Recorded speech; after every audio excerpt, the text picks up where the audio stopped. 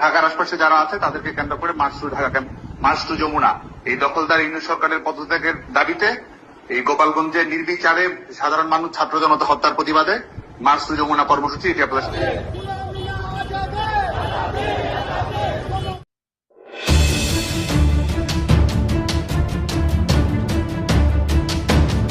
এদিকে এবার গোপালগঞ্জে আওয়ামী লীগের উপর হামলার ঘটনাকে কেন্দ্র করে আবার উত্তাল রাজপথ। রাতেই ডক্টর ইউনূসের বাসভবন যমুনা ঘেরাওয়ে ডাক দিয়েছে ছাত্রলীগের সাবেক সভাপতি সাদ্দাম হোসেন। দর্শক, সারা দেশে কি করতে চলেছে? তবে কি আবার ক্ষমতা ছেড়ে পালাতে হচ্ছে ডক্টর ইউনূসকে? কি করতে চলেছে বিস্তারিত জানতে দেখতে থাকুন। তো গতকাল যে ঘটনা ঘটে গেল গোপালগঞ্জে, সেটা আসলেই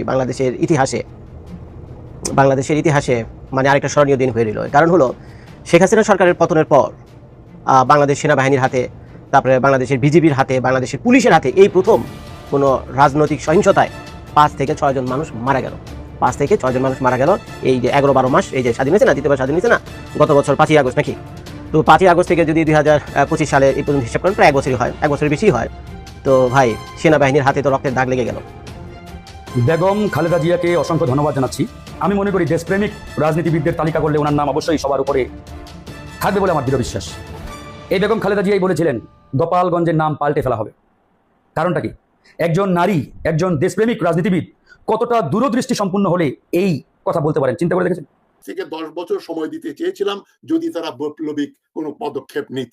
সেখানে ইউনূস সাহেব 100% ফেল করেছেন। তিনি একটা নিজেদের লোকজনকে নিয়ে একটা ভাঙ্গাচুরা, কোমর ভাঙ্গা সরকার বানিয়েছেন, যে সরকার কোনো সিদ্ধান্ত নিতে পারে না। ওয়াকারুজ্জামানের নাম শুনলে তাদের হাঁটু কম্পন শুরু হয়।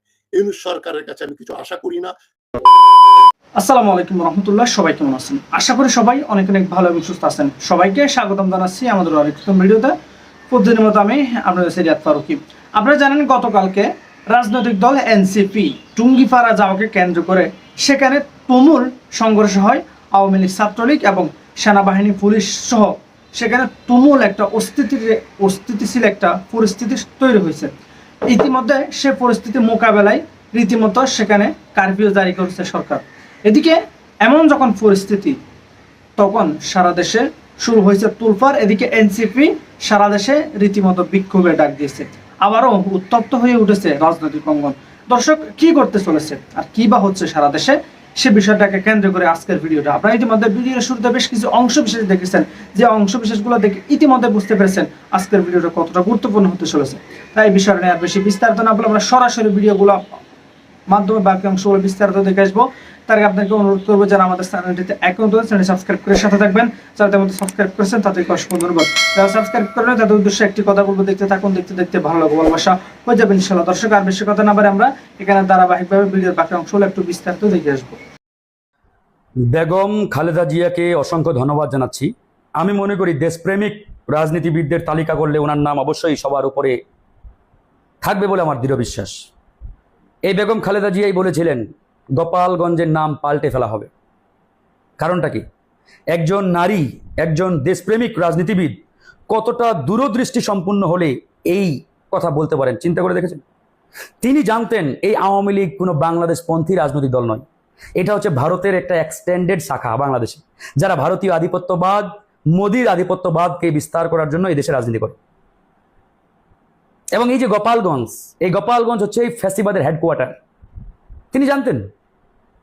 তিনি অনেক চিন্তা ভাবনা, দূরদৃষ্টি চিন্তা থেকেই তিনি কিন্তু সেদিন এই কথা বলেছিলেন, এই গোপালগঞ্জের নাম পাল্টে দেওয়া হবে, রাখা যাবে না।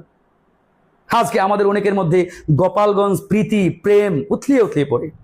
যেন গোপালগঞ্জের নাম শুনলে আমরা না না না থাক, ওখানে একজন আছে ইত্যাদি। শুনেন, 5ই আগস্ট একটা ভুল হয়েছে। কি ভুল জানেন? এই বিপ্লব পরবর্তী বাংলাদেশে ফ্যাসিবাদের আস্তানাগুলো মুছে না ফেলা। আপনারা বলতে পারেন যে ওটা তো অমুক তমুক। যে জায়গায় গিয়ে ওই আওয়ামী সন্ত্রাসীরা বাংলাদেশকে ধ্বংসের শপথ নিত, ভোট চুরির শপথ নিত, জনগণের বুকে গুলি চালানোর শপথ নিত, কিয়ামত পর্যন্ত ক্ষমতায় থাকার স্বপ্ন দেখত, শপথ নিত, আপনি সেটাকে কিভাবে পবিত্র ভূমি হিসাবে চিন্তা করেন, কিভাবে পবিত্র স্থান হিসাবে চিন্তা করেন বলেন তো ভাই? চিন্তা করেন।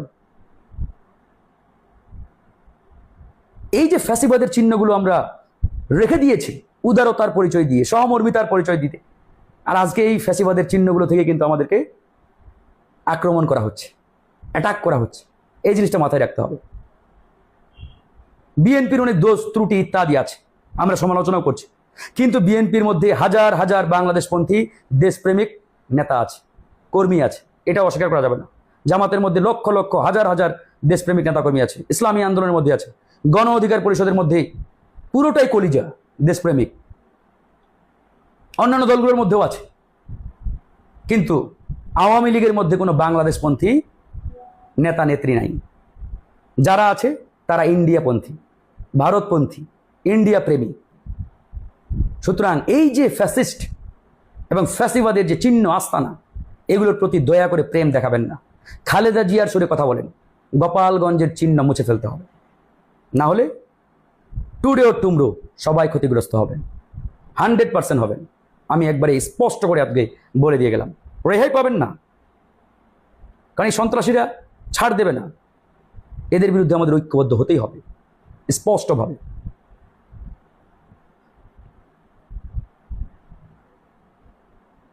যে ঢাকার আশপাশে যারা আছে তাদেরকে কেন্দ্র করে march to Dhaka camp, march to Jamuna, এই দখলদার ইউনিট সরকারের পদত্যাগের দাবিতে এই গোপালগঞ্জে নির্বিচারে সাধারণ মানুষ ছাত্র জনতা হত্যার প্রতিবাদে মার্চ টু যমুনা কর্মসূচি, এটি আপনারা সামাজিক যোগাযোগ মাধ্যমে প্রচারণা করেন। প্রিয় বাংলাদেশ ছাত্রলীগের সহযোদ্ধা বন্ধুরা, আমাদের জরুরি নির্দেশনা অনুযায়ী আপনারা যেটা নিয়ে কাজ করেন এবং যেটা আমাদের সামাজিক যোগাযোগ মাধ্যমেও যাবে, সেটা হচ্ছে আমাদের ফরিদপুরের, আমাদের অঞ্চলের যেসব ফরিদপুর, রাজবাড়ী, মাদারীপুর, শরীয়তপুর, তারা যেন একবারে সর্বোচ্চ প্রস্তুতি নেয় এবং অলরেডি মাঠে নেমে পড়ে প্রয়োজনে গোপালগঞ্জে যাওয়ার উদ্দেশ্যে প্রস্তুতি থাকে। যেখানে যেখানে সম্ভব রাস্তাঘাট বন্ধ করেছে, আমাদের এই গোপালগঞ্জে আমাদের ছাত্রলীগের কর্মীদেরকে হত্যা করেছে, ছাত্রদেরকে হত্যা করেছে, এরই প্রতিবাদে যার যার জায়গা থেকে সেটি যেন করে, এটা নিয়ে আপনারা কাজ করেন, সামাজিক যোগাযোগ মাধ্যমে প্রচারণা চালান। আর ঢাকায় যারা অবস্থান করছে, এটি নিয়ে আমাদের সামাজিক যোগাযোগ মাধ্যমে ক্যাম্পেইন চলবে যে ঢাকার আশপাশে যারা আছে তাদেরকে কেন্দ্র করে march to Dhaka camp, march to Jamuna, এই দখলদার ইউনিট সরকারের পদত্যাগের দাবিতে এই গোপালগঞ্জে নির্বিচারে সাধারণ মানুষ ছাত্র জনতা হত্যার প্রতিবাদে মার্চ টু যমুনা কর্মসূচি, এটি আপনারা সামাজিক যোগাযোগ মাধ্যমে প্রচারণা করেন এবং একই সঙ্গে ঢাকার আশপাশের জেলাগুলোকে ঢাকা অভিমুখে কর্মসূচির জন্য আপনার নির্দেশনা দেন। আসসালামু আলাইকুম। গোপালগঞ্জ বাংলাদেশের একটা অবিচ্ছেদ্য অংশ। গোপালগঞ্জে আজকে যা ঘটলো, সেটাকে গোপালগঞ্জ একটা রণক্ষেত্র এটা বলা যায় না। গোপালগঞ্জ একটা আওয়ামী কসাইখানা, এটাই প্রমাণিত হলো। এবং এর দায়ভাগ যাবে 16 আনা, সম্পূর্ণ 100% দায়ভাগ যাবে ইউনূস সরকারের ঘাড়ের উপর, তাদের উপর। ইউনূস সরকার যে ব্যর্থ, সেটা প্রমাণ করে গোপালগঞ্জে আওয়ামীদের দৌরাত্ম, গুলি করে এবং অন্য অস্ত্র শস্ত্র দিয়ে 6 জন মানে আনআর্মড, অসশস্ত্র লোককে হত্যা করা। এবং গোপালগঞ্জের এই হত্যাযজ্ঞের জন্য আমি আওয়ামীদের যেমন দায়ী করছি, আওয়ামী পুলিশদের যেমন দায়ী করছি, তার চাইতে আমি বেশি দায়ী করছি ইউনূস সরকারকে। এই কোমর ভাঙা ব্যর্থ ইউনূস সরকার আরেকবার প্রমাণ করলো যে তারা একটা সম্পূর্ণ অথর্ব সরকার। বাংলাদেশের 54 বছরের ইতিহাসে এ ধরনের একটা কোমর ভাঙা সরকার আর কোনোদিন আসেনি। যে সরকারের সাহস নেই, যে সরকার সিদ্ধান্ত গ্রহণ করতে পারে না, সে সরকারের বৈধতা অনেক আগেই শেষ হয়ে গেছে। ইউনূস সরকারের ব্যর্থতায় গোপালগঞ্জ এখনো আওয়ামী নিয়ন্ত্রণে। এটাই সবচেয়ে লজ্জা, ঘৃণা ও পরিতাপের বিষয়। যারা এনসিপির নিন্দা করছেন, এনসিপি কেন গেল, তারা কি জানতো না? তারা বলল যে জনসমর্থন থাকলে লন্ডনে পালাতে হয় না বা ভারতে পালাতে হয় না বলে তারা তারেক রহমান এবং শেখ হাসিনাকেও নিয়ে এসে তারা বিদ্রুপ করলো। এটা তাদের ছেলে মানুষই, তাদের ইম্যাচিউরিটি, তাদের যেটাকে বলে একটা সম্পূর্ণ রাজনৈতিক প্রজ্ঞার অভাব। এনসিপি কে আমি কোনো পলিটিক্যাল ফ্যাক্টর বলে মনে করি না। তারা বড় জোর 3% ভোট পেতে পারে এবং 2 থেকে 3 জন এমপি পেতে পারে। তারা কোনো পলিটিক্যাল ফোর্স না। আগামী 10 বছর পরে এনসিপি কোথায় যায় সেটা অন্য ব্যাপার। এই মুহূর্তে যদি নির্বাচন হয়, তাদের অধিকাংশ ক্যান্ডিডেটের জামানত বাতিল হবে, কোনো সন্দেহ নেই। এনসিপির আমি কোনো রাজনৈতিক প্রজ্ঞাবান কোনো দল মনে করি না। তবে এনসিপি বা যে কোনো দলের যে কোনো ব্যক্তির বাংলাদেশে যে কোনো জায়গায় গিয়ে সভা সমিতি করার অধিকার রয়েছে এবং পুলিশের দায়িত্ব সেই নিরাপত্তা বিধান করা। পুলিশ মানে সরকারের অংশ। ইউনূসের পুলিশ কিন্তু আসলে হাসিনার পুলিশ, এবং ইউনূস যে কোনো বিচার করতে সমর্থ হয়নি, ইউনূস সরকার যে 100% ব্যর্থ তার আরেকটা প্রমাণ এখন গোপালগঞ্জের এই হত্যাযজ্ঞ। সেনাবাহিনী, পুলিশ, আমলা, মিডিয়া, বিশ্ববিদ্যালয় এবং সিভিল সোসাইটি, ব্যবসা বাণিজ্য সর্বক্ষেত্রে এখনো আওয়ামীরা বিরাজমান তাদের নিয়ন্ত্রণে। আওয়ামী লীগ এখনো একটা নিষিদ্ধ দল নয়। আওয়ামী লীগের জন্য অলরেডি নৌকা মার্কা একটা সিম্বল অলরেডি মানে রিজার্ভ করে রাখা হয়েছে। এখন প্রশ্ন হচ্ছে, যেটা আমি বলছি, আবার বলছি, এনসিপি গোপালগঞ্জে কেন গেল? এটা একটা অবান্তর প্রশ্ন।